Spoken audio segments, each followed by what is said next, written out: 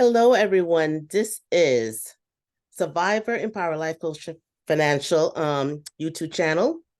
And we're on our first series, as you know. And this series is about interviewing entrepreneur, people who work for other people, a variety, but we're basically talking about Black women in the workspace, whether they're owners, employee, employer, knows, whatever they are. But we are going to discuss their growth, their challenge in their current or future position or whatever it is they want to do. But we just want to hear their perspective on life going through this crazy world of work or ownership. And my guest today is, voila, I like to give the guest the opportunity to give that big outburst of their name. I'll just say Kim, that's what I know her as Kim. But Kim, please introduce your full persona, your full energy. I certainly will. Well, first of all, I want to just say thank you, Alicia, for having me here. It's such an honor to be here and to be able to really talk about the journey, right? It's Yes. it's really the journey. It's we say it's not the destination, but it is the journey that we carry. So my name is Kim Williams Hunter. And I got a story about why I use my maiden name because it's really a big deal. So I was working for McDonald's. Mhm. And I've got, after work, actually, I was working for McDonald's as Kim Williams. I got into corporate McDonald's from college, and we'll talk about that in a little bit. And I end up getting married. Great thing. We get married, and we open our own business. And I get this letter from the IRS. It's been like maybe 5, 6, 7 years we've been married. Mhm. And I get this letter from the IRS and they're telling me I'm using alias names. And I'm like, alias names? My name is Kim Hunter being married, but Kim Williams, that's my maiden name. And I get scared. And so I go down, and what I did not know, my ignorance was I didn't know that I legally had to change my social security name, my name on my social security card, which of course, we're born back then, we didn't have to do social security numbers. You went and Yeah. applied for your social security card when you got ready to work. And Mhm. so I did that at 14 years old. But who would have known that I would be getting this letter from the IRS telling me I'm using alias names? And I'm sitting there saying, these are my names. So I just hyphenated it because I wanted to cover all bases. I Mhm. didn't I didn't want them to think I was doing something illegal. They're telling me that I'm going to lose my Social Security I've been working since I was 14 years old under my Social Security number. So I didn't want to lose all of whatever I was putting into the system. So I just said, you know what? It's going to be Kim Williams, hyphenated Hunter, and I cover all the bases. I think even legally, I have my middle names spelled all the way because Oh my I God. did not want the Social Security Administration and the IRS to think I was fraudulent. Oh my So goodness. That's I crazy. like entire name. It really is. But this journey of entrepreneurship, business ownership. Do I work in corporate America? Do I get a job? I've been working since I was 14 years old. And I've always wanted to work. We come from a family, all of us work. All me and my brothers, we've always worked. And then I was that girl that went to college, is 17 years old, and I thought I was going to get this degree in theater, right? Oh, In theater. I I didn't was know a that. theater teacher, yes, and I saw myself in the lights of Broadway, acting. I've been a dancer for 20 years, and because I started young. Okay, Mhm. I was 2 years old. I'm 20 years old now. No, I'm 19 years old now, and I go to McDonald's. I get a call from my mom because she tells me when she drops me off at 17 years old to Morgan State, she says, "Get a job. I'm not sending you any money." Okay, I go get a job. I go to McDonald's, and now I don't know it, but they're grooming me for management. Mhm. And now I have to make a choice because they paint the big picture. You could come out of school. We'll make sure that you get your degree. They painted the picture. All I could see, Alicia, was I'm going to climb the corporate ladder. I'm 19 years old now, and I'm thinking I'm going to climb the corporate ladder. Now, mind you, I have completed 3 years at Morgan State. I am a full-fledged junior, finished, complete, and I go for the McDonald's dream. Well, I'm sad that they didn't allow you to finish the 4 years and then take you on from there. Why couldn't they wait another year?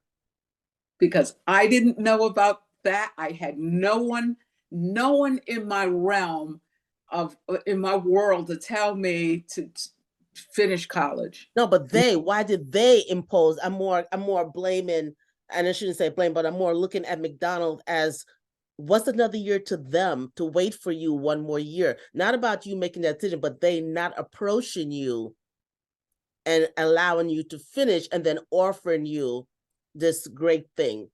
I think at that time it was more for selfish reasons. There were not a lot of women. I don't even know if there were women store managers at that time. Okay. And I really think they were, now as I look at it, they were thinking selfishly.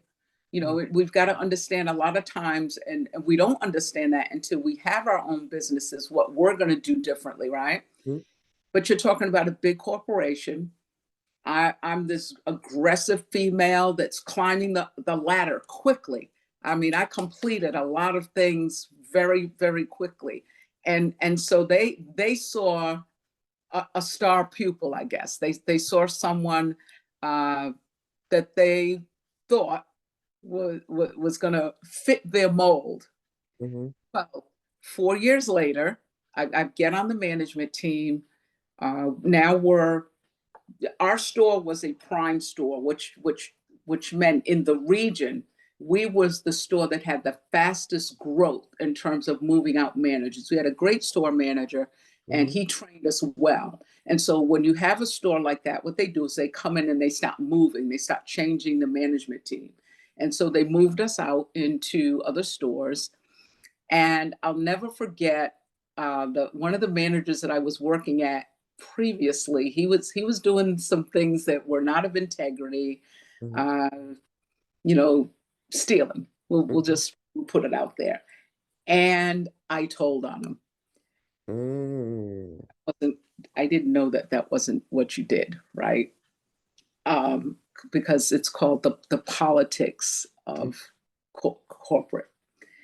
And I didn't know at that time. So they kind of swept it under the rug. Well, Mm. when I get moved into my new store, I'm getting moved now. They're again preparing me for the next level of management. There's at McDonald's, there's like 2 or 3 levels before you get store manager. Mm-hmm.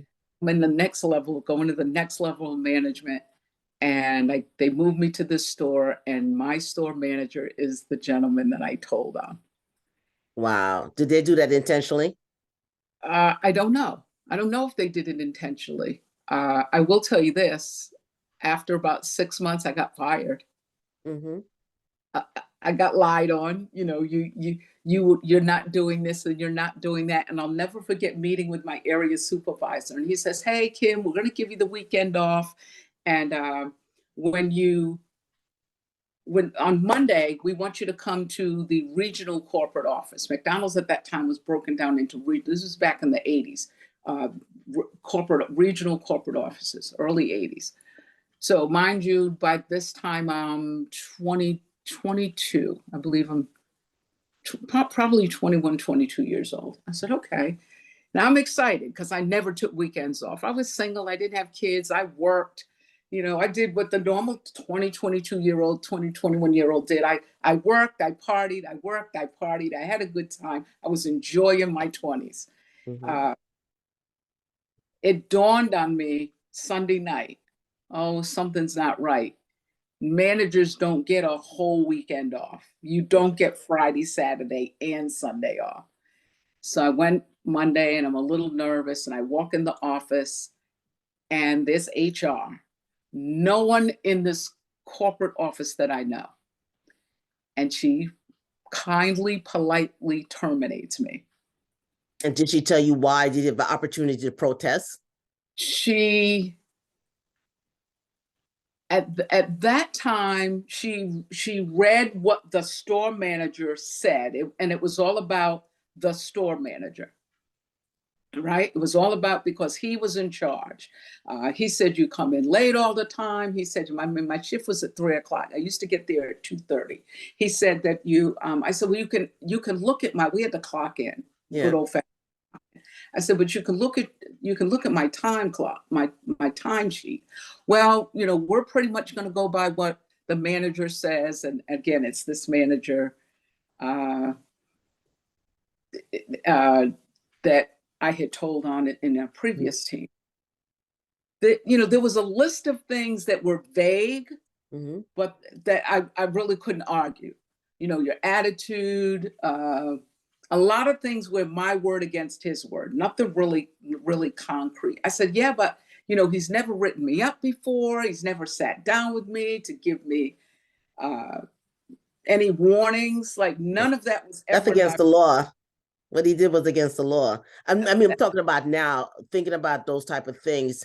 As Yeah, anyone listening to this video, I mean, your boss nowadays, they can't just come and fire. That's why we have reviews and stuff yeah, like that to give verbal warning, to let the person know that they're doing wrong so they can make the change, so they can make the adjustment, and then you give them what is it? I forgot what you call it. Something where you put them on probation or whatever the case might be. So yeah, for people who are listening to this, as you know, today that would be a lawsuit against your employer if they're making vague and you actually have evidence that you clocked in an actual clock, and yeah. there's We had no all. there's no written review where you have signed it and acknowledged that you have sat down with this person. And yes, they still do those things. And my area supervisor didn't even do. Now, he would do a review, Mhm. uh, but there was no warning. That's why I was excited. I had the weekend off. Oh, I was going to corporate, and no idea what they were going to do until Sunday. Just had that gut feeling. It was So intentionally done. in this corporate office with no one that I know, and I'm saying to her, well, where's so and so? I stopped calling out names. Where's the area supervisor? I can't even remember their names, but doesn't matter. All right. Where's the area supervisor? Where's the store manager? Where are all these people saying these things about me? And I don't get to defend myself in front of them. Yes. Oh, well, there's nothing that we can do. We're going by the report. And it, as you say, Alicia, it's so amazing the span of time, right? All the way that things were done back then. And again, I'm young now. I don't even think I was 21. I'm Mhm. probably 19, 20, probably maybe just turning 21. I just remember how devastating it was. The ride home Yes. was so devastating. Of course, I was by myself, and Mhm. I'm riding home and I'm just crying. I'm crying. This is my first job. I, Now I'm thinking, you took me out of school, you showed me the corporate ladder. I don't know which way to go. I don't have anyone to talk to. I'm going home.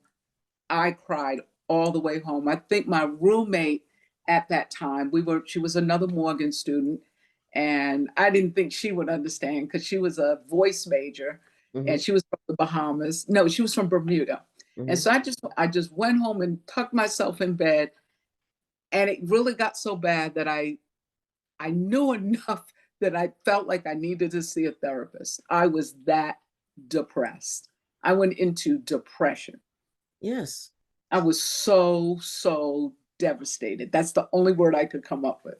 It's understandable. I can hear it and I can see at that age. I mean, you trusted. I trusted that this was my pathway to me giving up my my world. And this is how I weighed it out. I didn't want to be an actor or actress on Broadway at 40 years old. This is how the decision, because I had to make this decision all by myself. Mhm. Do you want to wait till you're 40 years old to be that aspiring actress on Broadway? Or do you want to go and climb the corporate ladder? And I chose, you'll get to climb the corporate ladder much quicker than you might make it, you might not. Well, they also made it enticing, I'm sure, which Oh, let obviously me they tell made it you, very enticing. everything was presented before me. Everything, everything. Of course, I can't remember back then. Don't even think back then you signed contracts. You didn't do that kind of stuff. It was everything was based on their word, based on their word. So I'm like, okay, what's next? Yes. What's Uh, next? what's next is I meet my husband. I'm kind of cutting through the chase here. That's So all right. meet my husband and we're dating. And he says, look, who I know someone who owns a chain of beauty supply stores and they're looking for managers, right? Type up a resume real quick. Mm-hmm. I'll present it to them. And he was so self assured that I was going to get the job because he said, look, I know them. I'm really good friends with them. At this time, he was a big deal in Revlon. Mm-hmm. So they knew his reputation. Mm-hmm. uh, I get the interview, I get the job. So Wow, kudos. I did. I got the job. That went really, really well. That was a really great relationship. They owned maybe 7 to 10 stores, and they had a big name down in the Washington D.C. It was right on the D.C. Maryland line, right in that area, and Okay. a really great reputation in the beauty industry. And I would probably say, other than being, I would say I was born into the industry because my mom's a hairstylist. Mm-hmm. That's probably my first venture really in the beauty industry. Because what they weren't looking for beauty industry experience, they were looking for management experience. Mm-hmm. At that, Yes. and I do believe at that time, companies were still under the law that they couldn't dispel all the bad information about you, or they would get sued. I Mm-hmm. think they were under that. They had to stay pretty general because I remember doing interviews, and there were things that we couldn't ask employers of when we were doing inquiries. So I got the job. That was pretty awesome. I got the job. It was a great relationship. And this is, Alicia, where my husband gets an offer. Now, we're not husband and wife, we're boyfriend and girlfriend. And he gets an offer to do a distributorship, Oh. an exclusive distributorship with a line of product. And that's a big deal in the beauty industry, Mm-hmm. particularly at that time. It's a big company in the industry, and they're offering him an exclusive distributorship again because of his reputation. Because you didn't get offered distributorships unless you had a great relationship in the industry with a lot of people had to know you. It's a who's who when it comes to that level of what do I want to say to get it. Let me just say to get a distributorship. Well, they offer him Dallas. And he said, I've never been to Dallas. I've been all over the country with Revlon. We never went to Dallas. We went to Houston. He's naming all these cities and they're telling him, nope, we have someone there. Nope, we have someone there. You've got to take Dallas. So I say to him, well, hon, I mean, they got a TV show named Dallas. It can't be that, it can't be all that bad, right? That's the only thing we knew about Dallas. I had never been. Baltimore was the first city I've been to my whole life. I'm 17 years old, growing up in Rhode Island. I go to Baltimore to go to school, and now we're going to Dallas, and all we know about Dallas is now he's traveled. I didn't travel that much. All we knew about Dallas was the TV show. So we go. And I say all that to say we actually started a business before we got married. Nice. Okay, so Yeah. you follow your gut instinct this time. And This time we went with our gut. one question I want to ask you, before you moved into the Revlon space, did you did you see a therapist and did you go on unemployment? What did you do in that gap when you were trying to figure out the fact that how did you end up where you were? I tried to go on unemployment and I felt like they treated you so degrading. Mm-hmm. Remember, I want to say again, I'm around 21 years old. Mm-hmm. I don't know this system of at all. I go down there, and then I felt like they were treating me like it was horrible. Wow. Excuse me. Yeah, and, Sorry. they they almost treat you like you're coming for something, like you're coming for something for nothing. Mm-hmm. You know, like I didn't pour into the system. Mm-hmm. It wasn't a good feeling, so I didn't pursue it. I pursued, I'm going to get some work. Mm-hmm. That for me was, if I was going to pursue how I was going to be in charge of my feelings, it was I can I can do better trying to get, go and get a job and get turned down than being treated the way the unemployment people were treating me. And at that time, you had to go into the, I'm really dating myself here, right? At that time, you had to go into the unemployment. There wasn't all this do everything online. But You had that's to a go good thing to know still. wait and Sorry. But that's a good thing to know that you took the choice, and that showed that your spirit, you still had to go get. You still yes. had the fact that you still challenge yourself, even in the most, I just said, challenging moment of Yeah. losing something you Very, didn't expect to lose. You made a conscious choice. Something, I'm going to find a job. And at that point, were you conscious about the money, the kind of job, or you just wanted to find something, or the Revlon job was right after that, or did you work in between? it wasn't right after that. I didn't work in between. Uh, so I would probably say I was unemployed because I earned a lot of money Mm-hmm. working with McDonald's. At that time, at the age that I was, for what I earned quite a bit of money. I do remember knowing to call for my, when you could do something with your car. I couldn't remember, but I did remember calling. I only owned a car, maybe Mm-hmm. one credit card. I didn't have a lot of bills, so I had enough money to move me through. Uh, Good catch right there. People, listen, you didn't have a lot of expense, a car and one credit card, and that's what pretty much helped you navigate the time. it did. I just had a car. I had to have a car to be a man. One of the requirements of being a man in management was a car, because in the event you needed to go work at another store that was from a distance from you, the car was the requirement. So I updated my vehicle working at McDonald's, but that was the only expense I had. Of course, rent. And I Mhm. had a roommate. I still had the roommate from Morgan. And so we lived in an apartment, so we didn't live on campus. Because remember, I just completed my third year of college, and so I didn't have to move out anywhere. I was already in an apartment. But I would probably say at that time it might have been probably within 90 days that I met James, and we were dating. Wow. And probably when he found out what my situation was, yeah, he, I do think I remember him helping me out.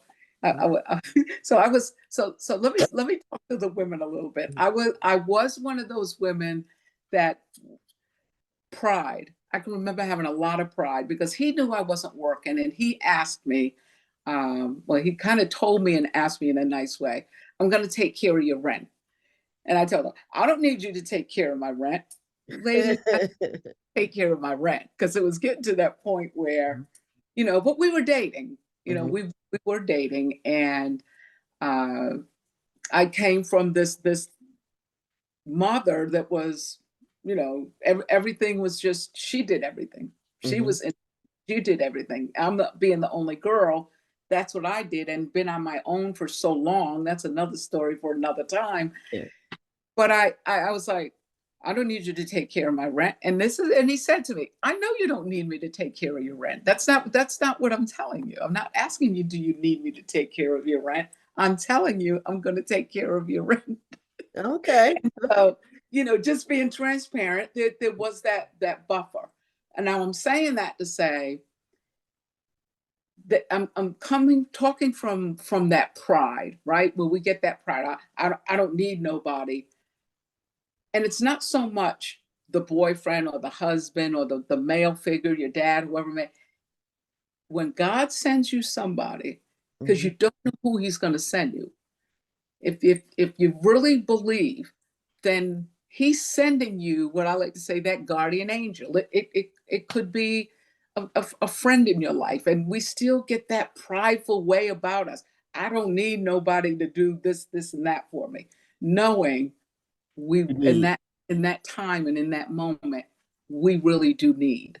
Yes. And so just say yes, because I think it's just another space that when you're talking about challenging times, yes, it was very humbling, but that's also part of the humbling process. So you're going to be so prideful that you're going to just let things go by, and I think that becomes where we get in that crisis, and we Yes. stop saying nobody wants to help me, though that's not true. Mm. Somebody wanted to help you, you said no. It's like the man that was laying by the pool, and he needed to get in the pool, and three people, God said, I sent three people by to help you. You denied every one of them. Yes. Cut your nose off to spite your face, pretty much. And we have to realize and follow our gut instinct. There's a difference between you thinking someone might take advantage of you, but inside, you can sense when it's right. But at the same time, if you know you need something right now and this person is offering, and it's Yes. not connected to any something detrimental, then you need to stop and think, let me take what they're offering for that moment and figure out what I'm going to do for the next moment. Yeah. And he was being sincere. He really was. Now, and this was all before we even thought or knew that we were going to get this distributorship. So there wasn't this, I'm doing this and you owe me that, or, Mhm, this, you got to do this. And if you don't do this, I'm not going to do that. It wasn't any of that. It wasn't conditional. mhm. That's what wasn't conditional. So we get this distributorship. We trust each other enough to go to Dallas. He Yes. goes ahead of me, and Mhm, he sets up, we sets up the house. We get the house, the warehouse right next, very close to where we're living. We bring our family in to help us with this business, and one of his friends that he worked with, that had experience. We didn't have any experience, meaning me and my brothers. We didn't have that experience of the beauty industry or what it's like to go to salons. I had the retail experience, right, from the beauty industry side where customers were coming in. So I knew how to take, I knew how to do customer service from the retail side, mhm. uh, which was a pretty good combination. We talked about that. Well, you have that side of the business. I've got a lot of, my husband had all the experience in the professional side of the business. So Okay. we went into distribution on the professional side of the business. And what was this is the point that I want to make to people, that you have an opportunity, and you have an opportunity to go into entrepreneurship. And for me, I had an opportunity to go into entrepreneurship with someone that I trusted, with someone that I said yes to. And a lot of times, again, will will back off. I find so many times people get scared. People say, well, I need this and this, and I need a certification. I've got to go make sure I have this, and I got to make sure I have that.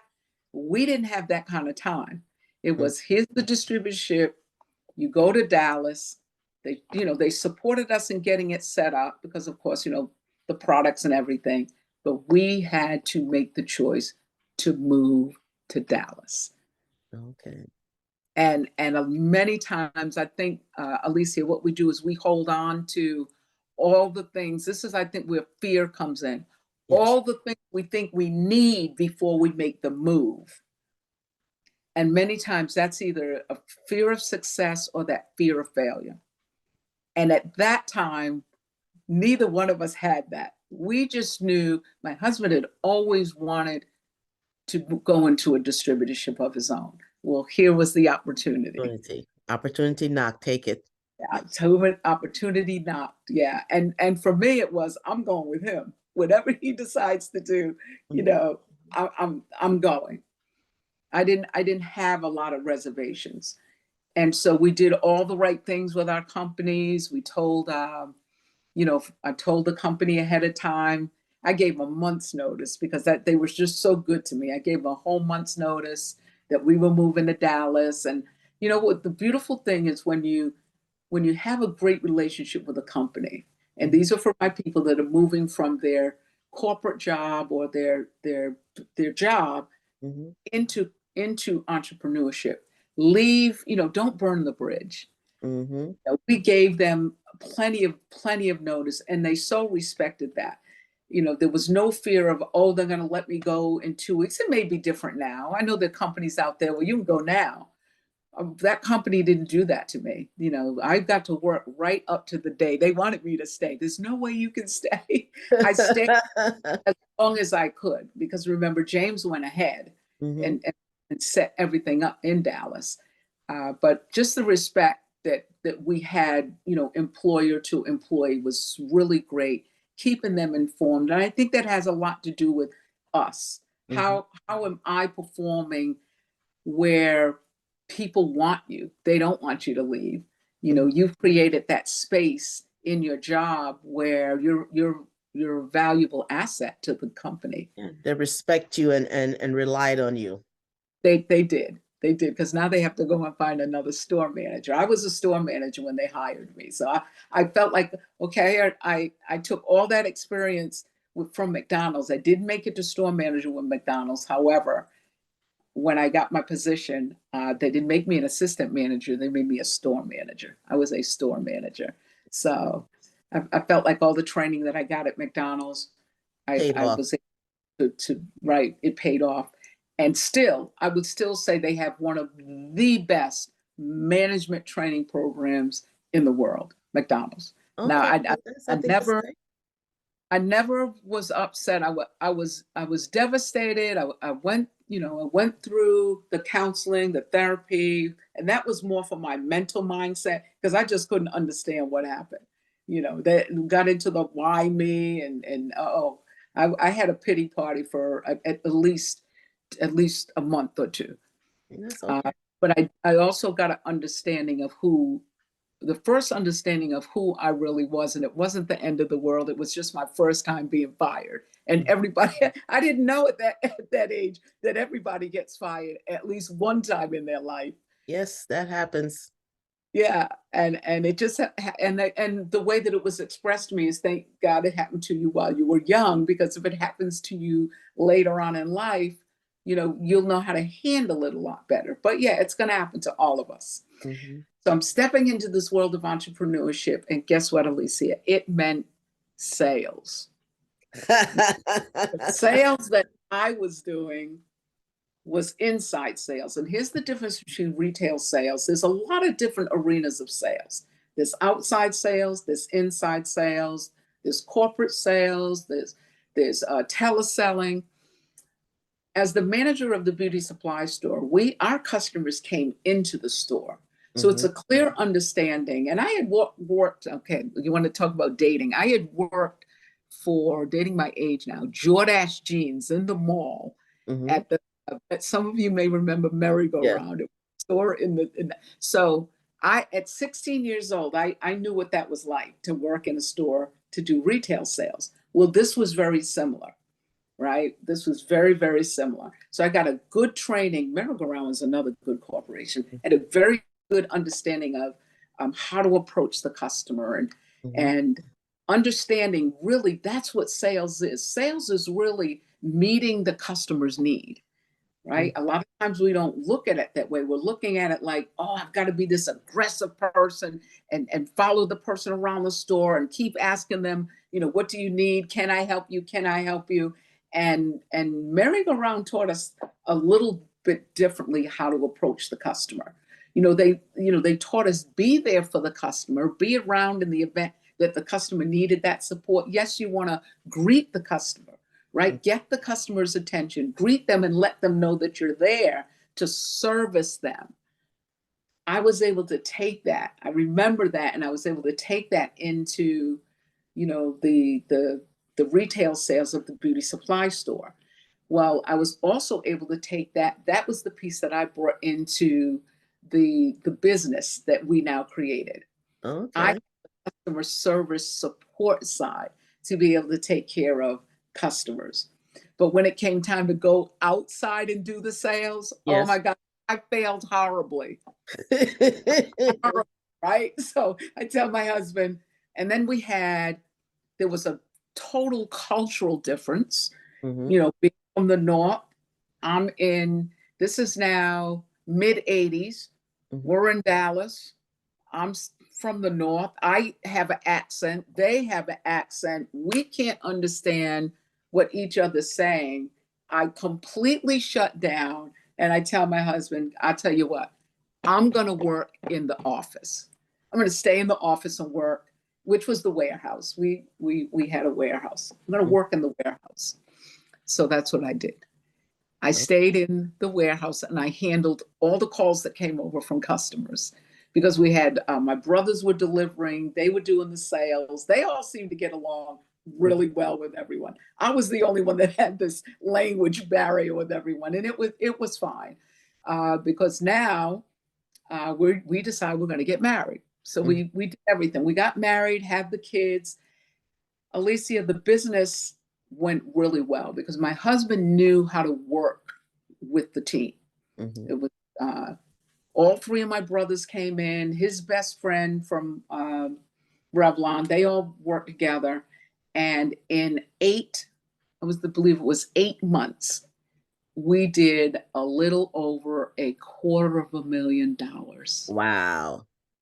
Now, I do want to tell you, this was totally ignorance on fire. And when I say that, we didn't know about uh, business entities, sole proprietorship, S corporations. They didn't do LLCs back then. They wasn't LLCs back then were for companies like attorneys, Mm-hmm. law offices that had more than one or two or three partnerships. So there weren't LLCs for smaller businesses back then, and we get audited. Uh-oh. We get audited because we have no idea about anything about business. All we know is we have a distributorship. We're bringing products in. We did know about, have a bank account. We didn't have two separate. We probably did have a separate bank account, but it was considered back then when things were easier. So you could do a DBA. Mm-hmm. We had JK Associates. We knew we had a business name, and we were paying salaries. We didn't even know how to pay. We just wanted everybody to be happy.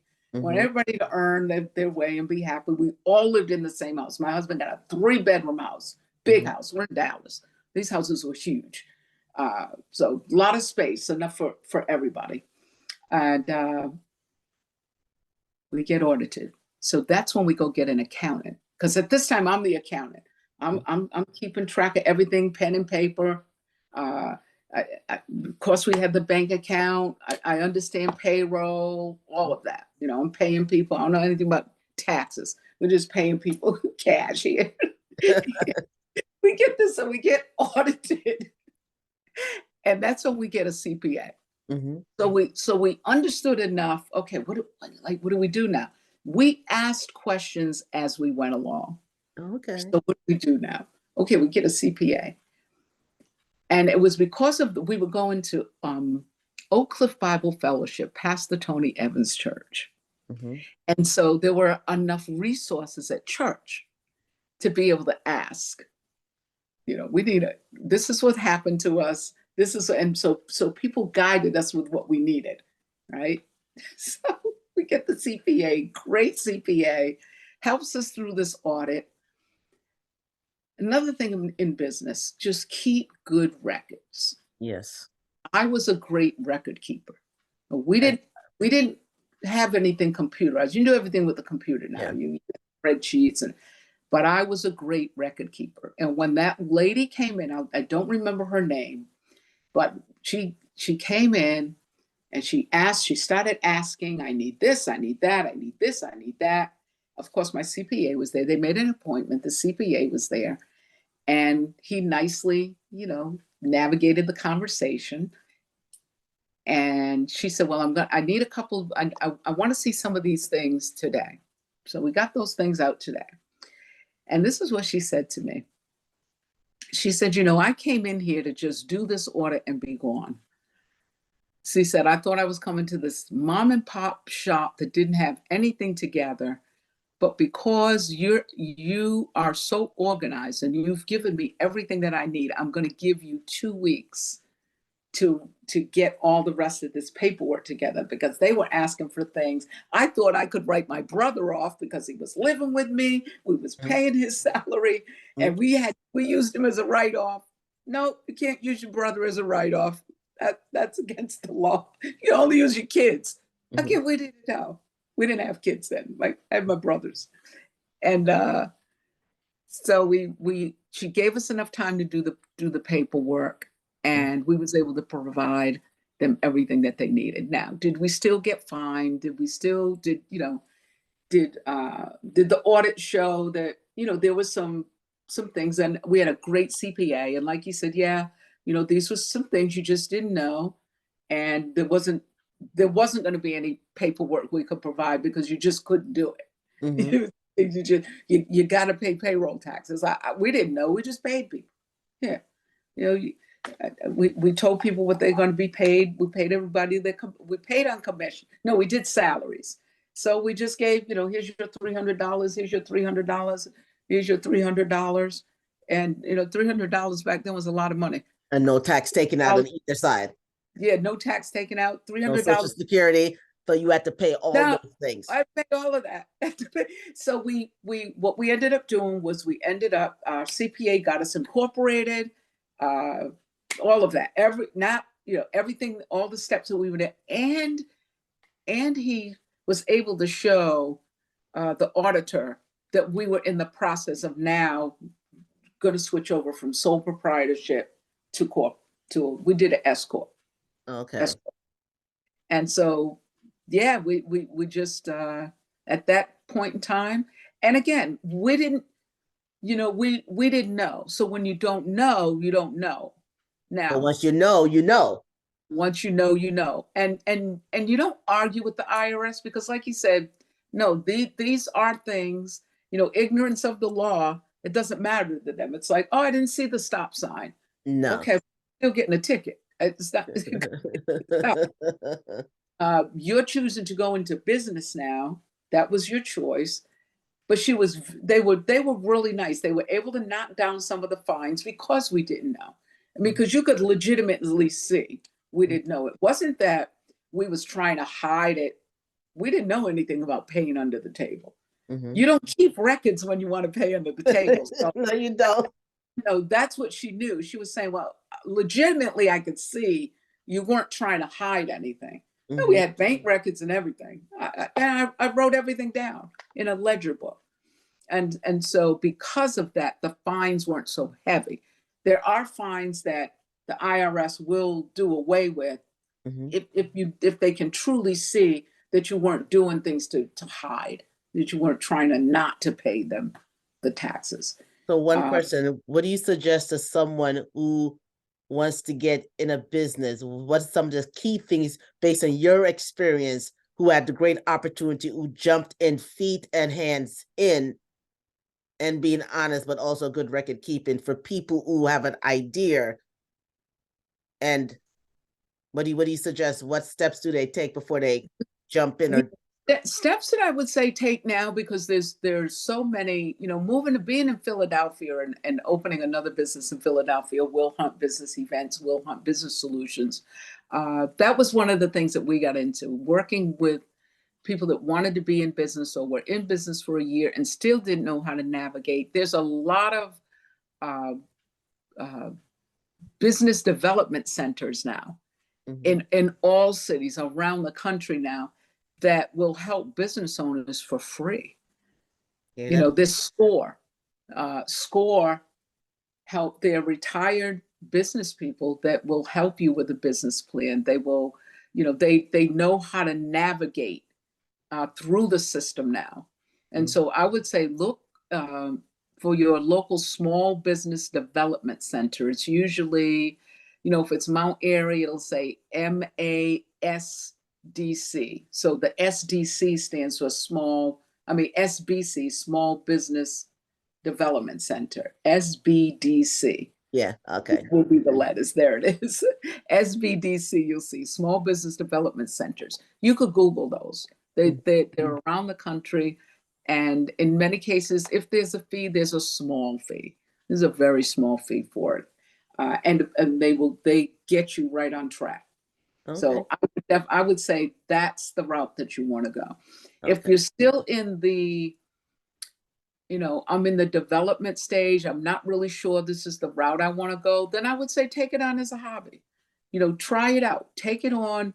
And when I say a hobby, again, there's guidelines where, you know, uh, you can make a certain amount of money without it being, it's just a hobby. So we're not all in with, we don't have 100 customers. Maybe I'm baking cookies, or I've been baking cakes for a long time, and I, I really believe that I want to go into that industry.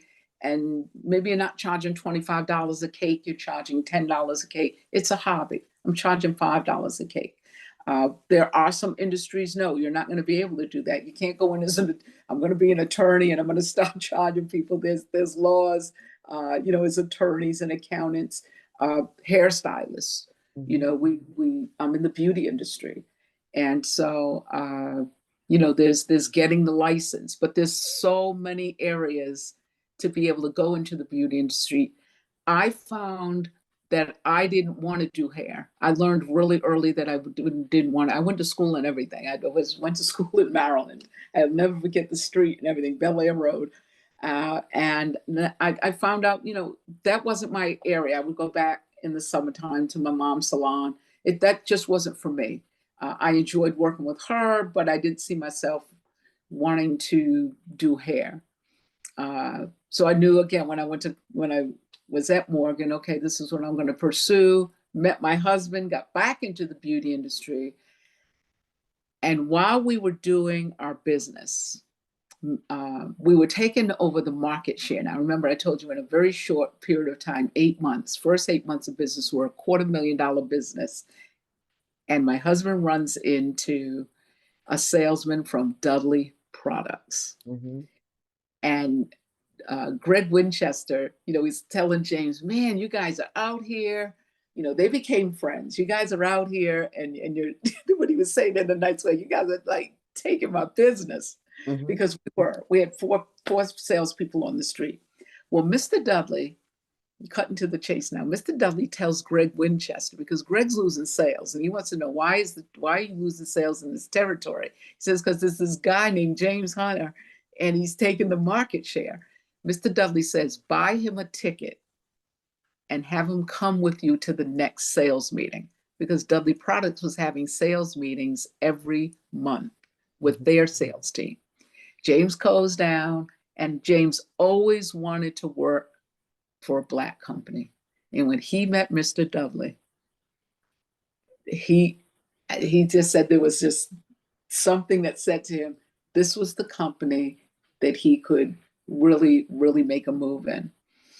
And Mm. so he did. We ended up JK Associates. Some things were happening in the industry. So I would say within that year, I mean, it didn't happen right away, but within that year, James, you know, ended up going with Dudley Products, and I ended up getting ready to go pick Mr. Dudley up in a meeting. Mhm. And by this time, we're married. I've got Mhm. one baby. I think LJ's like 3 or 4 months. And I'm standing in the back of the room waiting for James. And Mr. Dudley says, uh, you, the young lady with the baby, who are you here for? And I said, oh, I'm just here to pick up James. So he says, well, I want you to come up and speak. And I give that look like, come up and speak.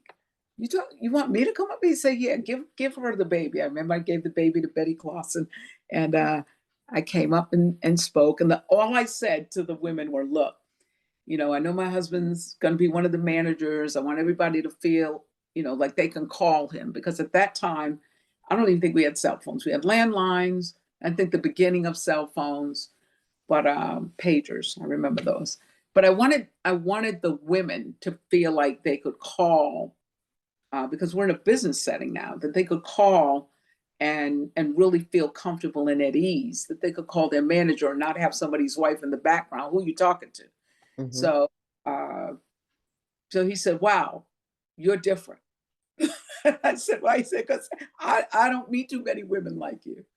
He says, you don't get jealous. I said, no, he been in the beauty industry too long for me to be jealous. I said, I met him, he was in the beauty industry. And all he dealt with was women. Mm-hmm. And so he said, okay. And that was it. Next thing I know, he sends an airline ticket for me to come to the next sales meeting with James in Greensboro, North Carolina. And he wants me to sell his product. And I tell him, I don't want to, I don't do that. Because all I can think of is this experience that I already had out here in Dallas. No, I don't do that. That's what James does. I don't do that. So he didn't push the matter. Mr. Dudley does that 4 times, and I say no to him 4 times. I'm not, I don't want to sell.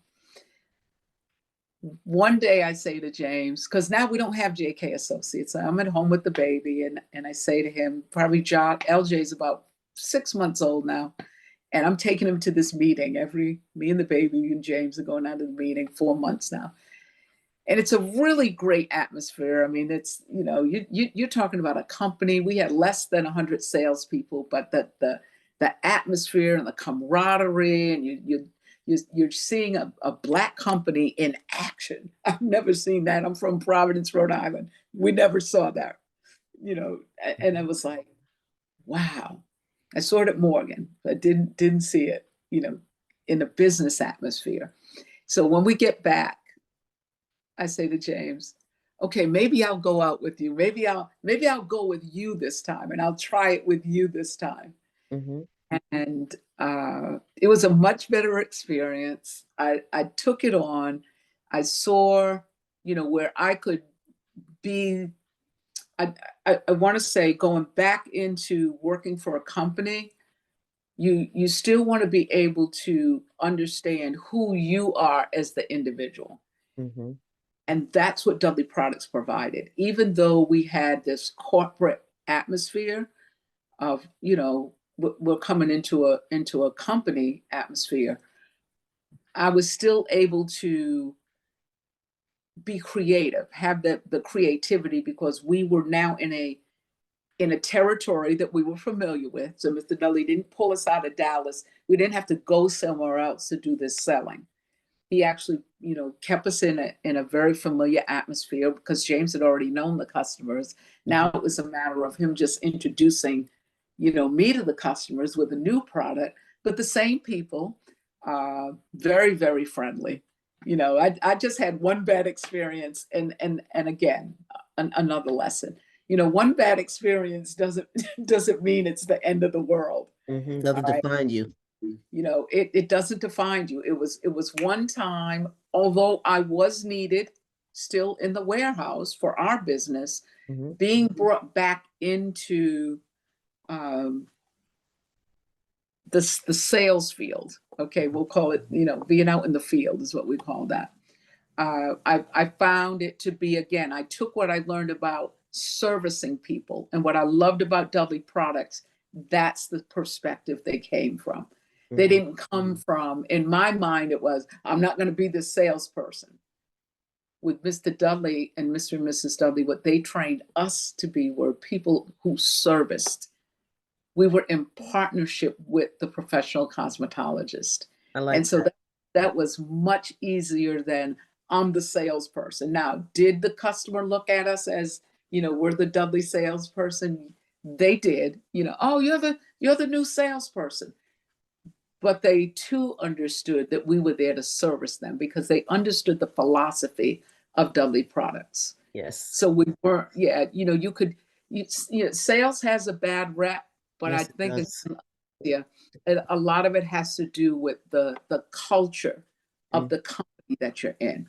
Yeah, there are a lot of companies that say, hey, go out there, get the sale. It's all about the sale. It's all about the bottom line. It's all about the top line. It's all, that's what it's all about. Dudley Products, that's not what it was for us. It was all about being in partnership with the customer. And if you're on purpose with the customer, the money will come. Mm-hmm. That was the philosophy. And that's the philosophy that I've carried now into my own business. Dudley Products is second generation company. Mm-hmm. James and I moved on to create our own companies. We've had a few companies, and that's the approach that we've always taken. And my tagline is, "It's all about relationships." That's what you see on the back of my. I'm trying to move, but it's Mhm. so long. But that's what it says on. That's my tagline. It's Oh, all about relationships. so one because I want to ask you, so your business that you started in Dallas before Dudley came along, if that business is that business still around?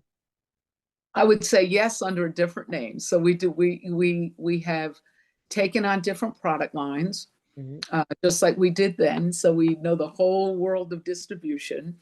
I'm working with a couple of organic companies Mhm. in sales, and having the opportunity to work with other distributors and show them the way. Okay, very nice. Congratulations on that. Another question I'd like to ask, your siblings and close friends, are they still with the original organization that you and your husband created? They are not. Everybody went their separate ways. Remember, it was so funny. We were all in our 20s. Hmm. Now, I'm the oldest. Oh, So, yes. I'm 22 starting this business with James, and so if I'm 22, they're 21, 20. And I remember one of my brothers was just getting out of the army, and now they want their girlfriends to come and live with them. We tried that. And of course, Didn't work. one by one, everybody ends up leaving because that's not working in this 3 bedroom house. We can't, guys, we can't have your girlfriends here too. And so, but we tried it. We were young. We ended up, "Yeah, okay, you take this room, you take that room." Nathan he ended up leaving and getting married. He's in Erie, Pennsylvania. He's still with the same, his wife from then he wasn't married then, but With when the he same did, person. he went to Erie, Pennsylvania. He's still there. Um, and I want to say, yeah, all my brothers, the one that came from Florida, he's back in Florida, and the other two are in Rhode Island. Have Yeah, any of them went into sales or distribution from working with you, that experience? Did they no, embrace it? they didn't embrace it. No, That's okay. no, it's okay. Because they're each doing well in what they felt they were good in. Okay. Yeah. Okay, so to continue, I mean, so you have done a journey where you have taken on Dudley along with your product. They're an additional product that you now obviously distribute as well as what you were distributing before. And you didn't find there was no clash between No, we products and we, stuff? we actually gave up the distributorship to come and work with Dudley's. Okay.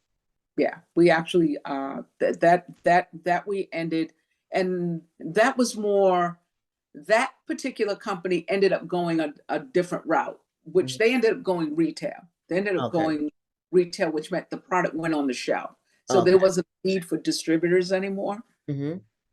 to go into the professional side of the industry. And so it made it it made it Transition. an easy transition. With Dudley's, Dudley's went second generation. Mhm. And so, again, another transition. And we ended up going from, so we were called into the corporate office to actually lead, some different things in different areas. James went into the chain salon division, Hmm. uh, which was pretty exciting. When you're out, and I want to say this about sales. Sales develops a lot of virtues in you. You got to have initiative. Hmm. There's got to be a loyalty to the customers, because you're talking about commission. Now, I learned from Dudley Products, the difference between being on a commission and a salary. Hmm. When you're salary, you're really capped. I know people don't think so in sales, Yeah. particularly in sales. You're capped if somebody just wants to give you a 500, $800,000 salary. Because what happens if if you work the numbers out, and if I'm on a 10% commission or 20% commission, with Dudley's it was 25 when we first started. Hmm. It ended up, being a 20% commission consistently. Hmm. I could take that 20% commission to $2,000 a week. Now it's still my same effort, but I'm going to work a little differently because I get to say how much I want to earn. And that's the thing about the understanding about sales. is really understanding sales doesn't have a cap. I tell people if you're going to get into a sales job, don't take a salary. Now, retail sales is different. You're in the mall, those are that's a different type of sale. But outside sales, that's why insurance people do so well. Mm-hmm. There's no cap to how many customers you can have. There's no cap to how much money you can earn. Now, are there companies in corporate America that have the glass ceiling, so to speak, where it could get to a point where they say you can only reach this amount before they want to move you into management, which means now Mm-hmm. they want to move you into a salaried position. Yes, that happens. One of the things that I would say is to weigh it out. Are you at a point in your life where now you want to raise a family and you want to be at home more, and so you want the responsibility of a management position? That's great. That's what we did. We ended up coming into the corporate office. That meant giving up that commission, Okay. giving up. That was a different lifestyle than coming into the corporate office. If I had to weigh the two, if I knew then what I know now, I would have stayed. We probably would have stayed in Dallas. Okay, that's interesting. I never thought of it that way, the commission about it. That's good insight. I like that. Yeah, yeah, because when you do the numbers, you're not capped. That territory is our territory. No, Mr. Dudley never took our territories away. Okay. And people will move in and out of the territory, but the territory still expands, especially when were in Dallas. Dallas was growing. Mm-hmm. Dallas isn't the Dallas it is now. So can you imagine, 30 years later, and now you're in this city that is it's just as big and huge as Dallas now. I mean, as Houston. Houston was the city of growth, but Dallas was more diversified because they weren't just oil, they were technology. That Dallas had a more diversified economy. Wow. Yeah, and we had the Dallas Fort Worth all the way down to San Antonio territory. We had a huge territory. Oh my goodness, I can't believe it. Yes, and so yeah, and again, but we were young, so we wanted to try new things. Okay, yeah, it was exciting. Oh, let's go to the corporate office. We're going into management now. Wow. But that's good. As I listen to your journey, the most important thing I hear in the fact that your will to try and having an open perspective. That was, Alicia, what I find for me and James, that's one of the things that we have. I mean, we have other things in common, but we weren't afraid to move. We Mm-hmm. weren't afraid to try some new things and explore Yes. and be able to use, because with every move, we was able to really use who we were as individuals, that creativity that we brought to the table. And I Wow. think That's good. that we got into a company that was growing. Dudley Products was coming to its height. We were part of, as they say, we were part of that wave. Wow. One question. Do you believe the navigation from one journey to the next chapter, was it based on the support between both of y'all together, being there together, that made it an easiest transition, going from chapter or journey to journey, just having each other there with each other? I think because we were married, yes. Yeah, I think that, and we was brought into an atmosphere with Dudley Products where they seeked, if you were married, Mr. Dudley always, if he recruited the husband, he asked about the wife. If he recruited the wife, he asked about the husband. You wanted both parties to be vested in there to make sure there's no He room wanted- for pulling. So people call it, well, isn't that nepotism? I guess it's called nepotism, but the beautiful thing about it was that once he understood, see, they, Mr. and Mrs. Dudley, they understood because of Fuller Products. Mhm, They understood how to work with families.